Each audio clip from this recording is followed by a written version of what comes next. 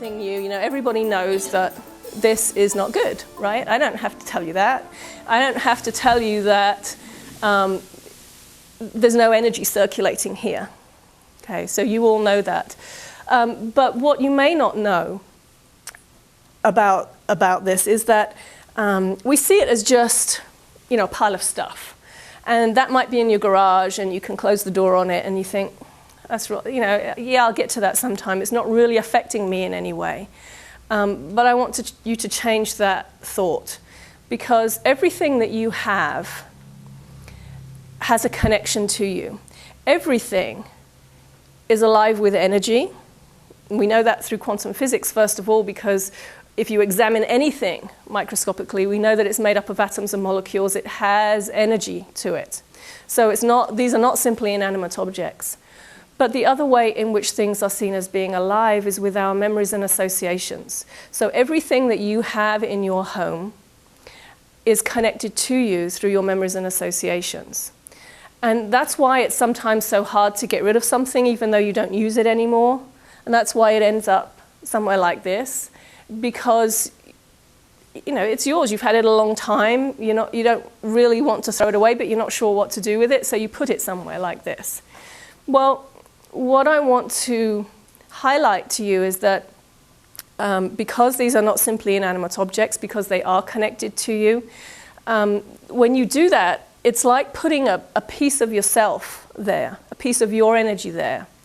So the more of that stuff you have, and the longer it's been there, the more your energy is tied up with it. So then you become very tired, very lethargic. You don't have the energy or the motivation to do anything with it. You start to feel stuck mentally, emotionally, physically. You start to feel stuck in your life. And it starts off as a symptom, but then it becomes part of the problem, because it's like the more you have, the more it seems to attract to itself. And then you can never seem to be able to do anything about it. So when you look at this now, you see it's more than just a pile of stuff. If this was your garage, think of all your energy being tied up in there. This is a person's office, an office at home. How effective can you be in that office? Can you see how this could keep you stuck in your business? I mean, you wouldn't be able to find anything there. You would just, what would you feel when you walked into this office? Heavy? Overwhelmed? Would you feel that there's chaos in this person's life? Absolutely. So that's what it does to you. It creates chaos. One of the things that concerns me when I see those shows, the clean sweep show and those kinds of things, one of the things that concerns me is that, yes, somebody can come in and they can take all this stuff and they can sort it all out and make it look nice like this. But what happens to those people in 6 months' time, in a year's time? I would bet that most of them will end up like this again.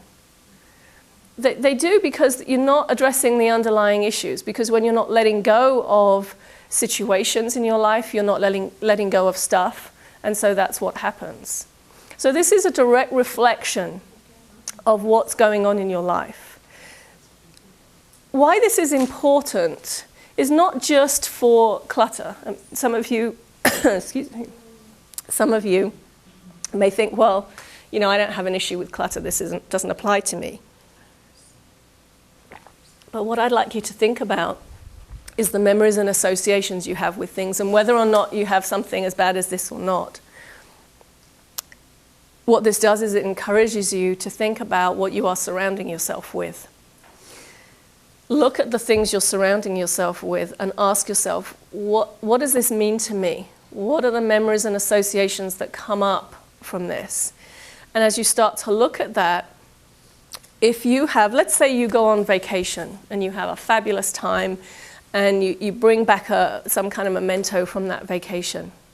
Every time you look at that, it's going to remind you of what a great time you had. It's going to uplift you. It's going to make you feel good. Okay, it's going to remind you of that vacation. But if you have something that reminds you of a difficult time in your life, it reminds you of somebody perhaps who treated you badly, it will have exactly the opposite effect.